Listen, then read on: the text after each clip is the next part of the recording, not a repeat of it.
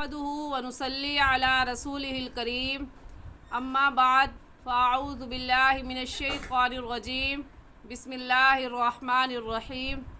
میرے تمام دیکھنے والوں کو میری طرف سے السلام علیکم ورحمۃ اللہ وبرکاتہ۔ امید ہے آپ سب خیریت سے ہوں گے۔ دعا کرتی ہوں کہ اللہ تعالیٰ آپ کی طرف بڑھنے والے ہر شر کو خیر میں بدل دے، آمین ثم آمین۔ جی پڑھنا شروع کرتے ہیں۔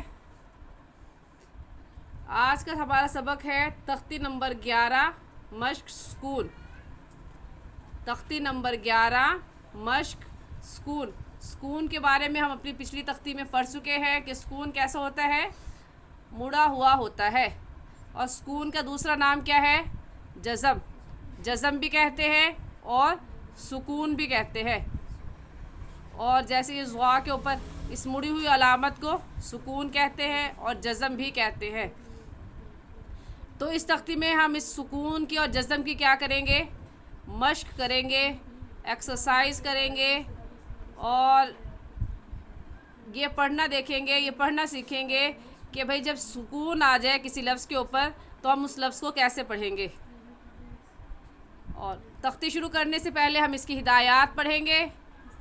ہدایات یہ ہے، سوال نمبر 1 کہ نون ساکن اور تنوین پر اخفا کب ہوتا ہے۔ نون ساکن اور تنوین پر اخفا کب ہوتا ہے۔ اخفا مطلب غنہ کب ہوتا ہے۔ اخفا مطلب غنہ کب ہوتا ہے۔ کب ہوتا ہے، پہلے ہم نے صرف تنوین کے بارے میں پڑھا تھا، اب اس تختی میں کیا پڑھ رہے ہیں کہ نون ساکن، تنوین کے ساتھ ساتھ کہیں بھی نون ساکن آ جائے یا تنوین آ جائے تو ان پر غنہ کب ہوتا ہے۔ جواب یہ ہے کہ جب ان کے بعد کوئی حرف حروف حلقی، اور حروف حلقی ہم اپنی پچھلی ویڈیوز میں بتا چکے ہیں کون کون سے ہیں، حمزہ، ہا، عین، ہا، غین، خا۔ لام اور غا نہ ہو تو پھر اس پر اخفا یعنی غنہ کریں گے، اور اگر یہ ہوں نہ ہو تو اخفا یعنی غنہ کریں گے، اور اگر ہوں حروف حلقی یا لام اور غا تو اس صورت میں ہم اس لفظ پر غنہ نہیں کریں گے۔ دوسرا سوال کہ رائے ساکنہ کب موٹی ہوتی ہے۔ رائے ساکنہ کب موٹی ہوتی ہے، یہ بات تو ہم پڑھ چکے ہیں کہ غا کے اوپر زبر یا پیش ہو تو غا کو پر پڑھیں گے، پر بمانا موٹا کر کے پڑھیں گے، اور اگر غا کے نیچے زیر ہو تو غا کو باریک پڑھیں گے۔ لیکن اب سوال یہ ہوتا ہے کہ غا اگر ساکن ہو تو پھر غا کو کیسے پڑھیں گے، تو اس کا جواب یہ ہے کہ جب اس سے پہلے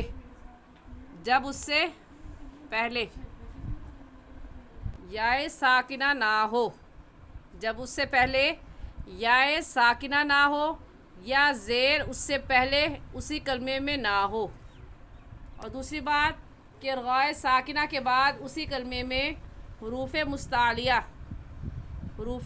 مستعلیہ، یہ ہم اپنی پہلی ویڈیو میں پڑھ چکے ہیں کہ حروف مستعلیہ کتنے ہیں، 7 ہیں، اور کون کون سے ہیں، صاد، ضاد، طا، ظا، خا، غین، قاف، اور ان کا مجموعہ ہے خصہ، ضغطن، قز۔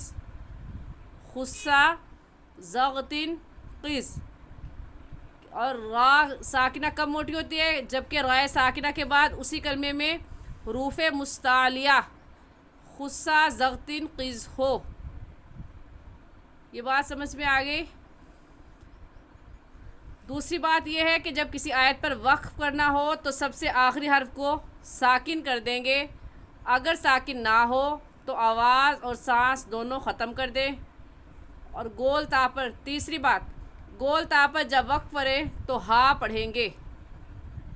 3 باتیں ہو گئی، اور چوتھی بات یہ ہے کہ زبر کی تنوین پر وقف کرتے وقت الف پڑھیں گے۔ زبر کی تنوین پر وقف کرتے وقت الف پڑھیں گے۔ جب ہم زبر کی تنوین پر وقف کریں گے تو اس صورت میں الف پڑھیں گے۔ پڑھنا شروع کرتے ہیں۔ اعوذ باللہ من الشیطان الرجیم، بسم اللہ الرحمن الرحیم۔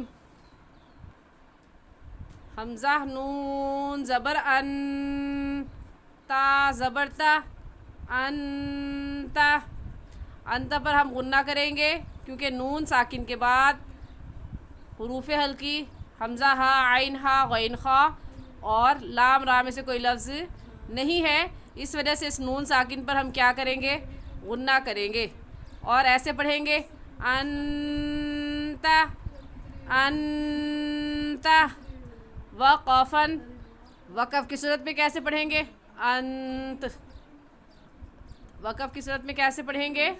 انت، کیونکہ ہم نے ابھی پیچھے پڑھی نا یہ بات کہ جب کسی آیت پر یا کسی لفظ پر وقف کرنا ہو تو سب سے آخری حرف کو ساکن کر دیں گے، تو ہم نے آخری حرف تا تھا اس کو کیا کر دیا؟